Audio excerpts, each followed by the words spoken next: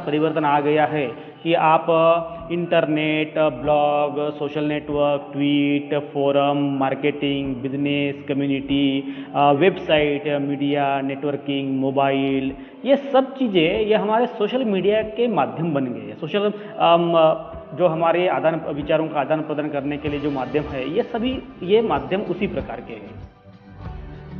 दूसरा मुद्दा है हमारे सामने संचार माध्यम और तकनीक।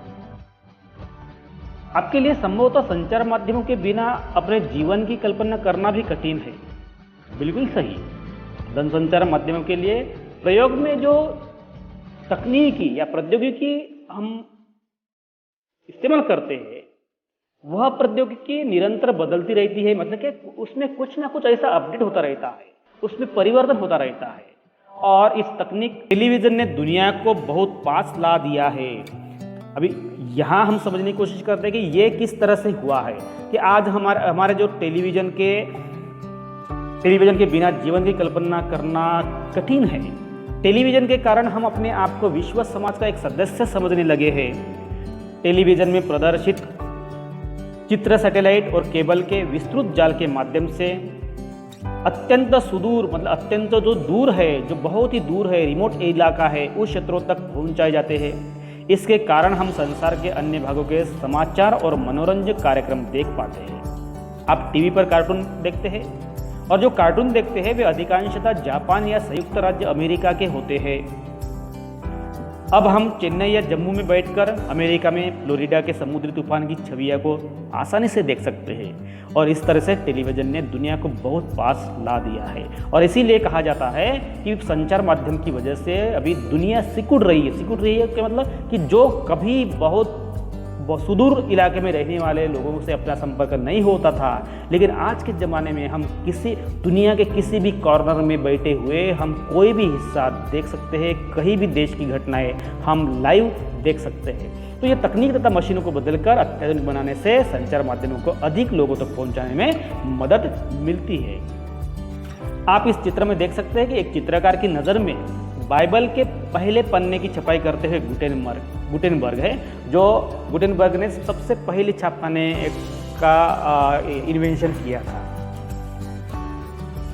ये 1940 के दशक में इलेक्ट्रॉनिक टाइपराइटर है और इसके आ जाने से पत्रकारिता की दुनिया में एक बहुत बड़ा बदलाव आया था, क्योंकि इससे मल्टीपल पेजेस छपाई होने लगी थी। कम समय में ज़्यादा से ज़्यादा छपाई या प्रिंटिंग होने लगी थी। आप इस चित्र में देख सकते हैं कि यह जो पहला चित्र है ये टेलीवाइज़र है और यह टेलीविज़न का प्रारंभिक रूप था। और आपको मालूम है कि टेलीविज़न का आविष्कार किसने किया? वो है जॉन एल बेल। और इस यंत्र के द्वारा उन्होंने रॉयल इंस्टीट्यूट के समक्ष अपने आविष्कार का प्रदर्शन भी किया था। और दूसरा चित्र है एक टीवी चैनल में 10 सेकंड के लिए विज्ञापन देने का मूल्य उसकी लोकप्रियता और समय के आधार पर 1000 से 1 लाख रुपए के बीच में हो सकता है। मतलब 1 सेकंड के लिए इतना उनको देना पड़ता है।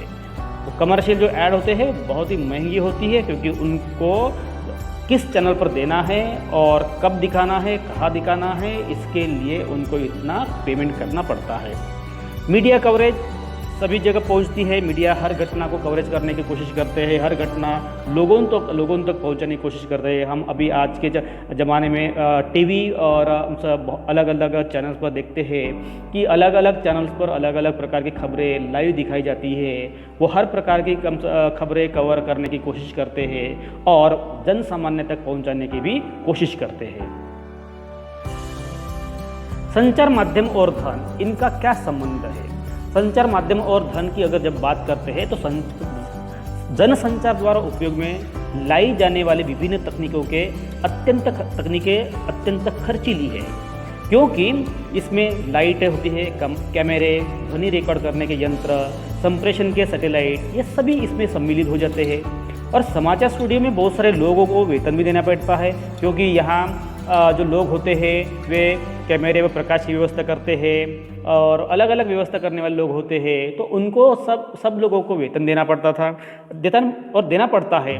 संचार माध्यम निरंतर बदलते रहते हैं और इसीलिए अपडेट होते रहते हैं, और इसीलिए जो नई नई टेक्नोलॉजी होती है, वो तकनीक होती है, उसको जुटाने के लिए भी बहुत सारा धन उनको खर्चा करना पड़ता है। इसका परिणाम ये होता है कि अधिकांश जो टीवी चैनल्स होते हैं और ये समाचार पत्र होते हैं, ये अपना खर्चा वसूल करने की भी कोशिश करते हैं। वो किस प्रकार से करते हैं वो भी हम देखने वाले हैं। और ये जो टीवी चैनल्स और समाचार पत्र के जो ग्रुप्स होते हैं, समूह होते हैं, ये किसी बड़े व्यापारिक प्रतिष्ठान का ही भाग होते हैं, क्योंकि उनके पास ज़्यादा धन होता है और ज़्यादा धन होने की वजह से वो खर्चा भी कर सकते हैं और इस प्रकार से चैनल्स या समाचार पत्र के समूह वो चलाते हैं। जनसंचार माध्यम लगातार धन कमाने के विभिन्न तरीके के बारे में सोचते हैं। उदाहरण विज्ञापन के लिए, जैसे कि एक तरीका जिसके द्वारा जनसंचार माध्यम धन अर्जित करते हैं, विभिन्न वस्तुओं के विज्ञापन का है, जैसे कि कार, चॉकलेट, कपड़े, मोबाइल फ़ोन आदि।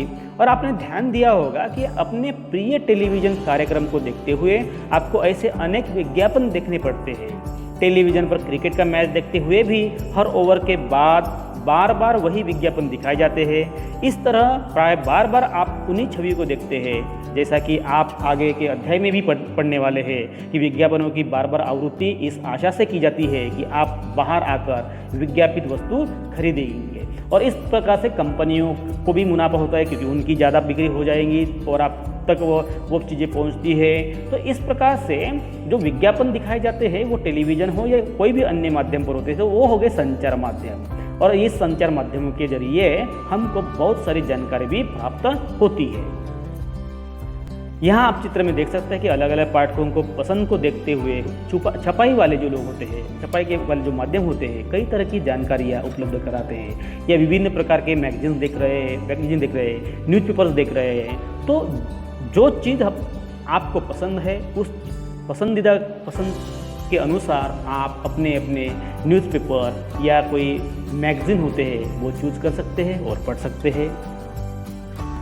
संचार माध्यम और लोकतंत्र का क्या संबंध है? लोकतंत्र में देश और संसार के बारे में समाचार देने और उनमें होने वाली घटनाओं पर चर्चा करने में संचार माध्यमों की भूमिका बहुत ही महत्वपूर्ण होती है। उदाहरण के लिए हम देखेंगे कि नागरिक जान सकते हैं कि सरकार किस प्रकार काम कर रही है। तो हम ये समझ सकते हैं कि समाचारों के आधार पर लोग या सरकार कार्रवाई कर सकते हैं। दूसरी बात है, संबंधित मंत्री को पत्र लिख सकते हैं हम, क्योंकि अगर कोई भी समस्या होती है तो ये समस्या हम मंत्री तक पहुंचाने के लिए पत्र लिख सकते हैं। सार्वजनिक विरोध आयोजित कर सकते हैं, जैसे कि हम रैलियाँ निकालते हैं, मोर्चे निकालते हैं, आंदोलन करते हैं, धरने पर बैठ जाते हैं, हड़ताल करते हैं। इस प्रकार से हम सार्वजनिक विरोध भी कर सकते हैं। हस्ताक्षर अभियान भी चलाया जा सकता है। तो ये संचार माध्यम के वजह से हम सरकार तक हमारी आवाज़ या हमारी समस्या या हमारी मांगे जो होती है वो हम तक पहुंचा सकते हैं। इस प्रकार सरकार से पुनः उसके कार्यक्रम पर विचार करने का भी आग्रह कर सकते हैं। और संचार माध्यम की जानकारी संतुलित होनी चाहिए। ये मुद्दा जो है, ये मुद्दा हम आगे की स्लाइड में पढ़ने वाले हैं। तो इस प्रकार सरकार से पुनः उसके कार्यक्रमों में विचार करने का आग्रह भी कर सकते हैं। अभी ये देखिए कैसे, किस प्रकार से, जैसे सरकार में कोई कानून पारित किया गया है, लेकिन जो कानून बनाया गया है कि जैसे फिलहाल अभी सरकार ने कृषि विधेयक, किसानों के लिए जो कृषि विधेयक है उसको पारित किया गया है, लेकिन बहुत सारे लोग उसका विरोध कर रहे हैं, लेकिन कुछ उसका समर्थन भी कर रहे हैं। तो जो विरोध कर रहे हैं वो विरोध इसीलिए कर रहे हैं कि उनका कहना है कि सरकार ने जो कानून बनाया गया है वो जो किसान लोग हैं इनके हितों के खिलाफ होता है, उनको भारी नुकसान भी हो सकता है, या जो अमीर लोग होते हैं या जो व्यापारी लोग होते हैं इनको ज़्यादा फायदा हो रहा है। और इसीलिए सरकार पर वो दबाव बना रहे हैं, संचार माध्यम में लिखकर, रैलियाँ निकालकर, रास्ता रोक कर, इस प्रकार से वो सरकार पर दबाव बनाते हैं कि वो लिया गया जो निर्णय है वो फिर से उस पर पुनर्विचार करें, या लिया गया जो कानून है, बनाया गया जो कानून है उसको फिर से दुरुस्त करे और लोगों के हितों में उसको पारित करे, या फिर से विचार कर उसमें सुधारना कर वह लोगों के सामने लाए। इस प्रकार से संचार माध्यमों के माध्यम से लोकतंत्र में अपनी आवाज़ सरकार तक पहुंचाई जा सकती है।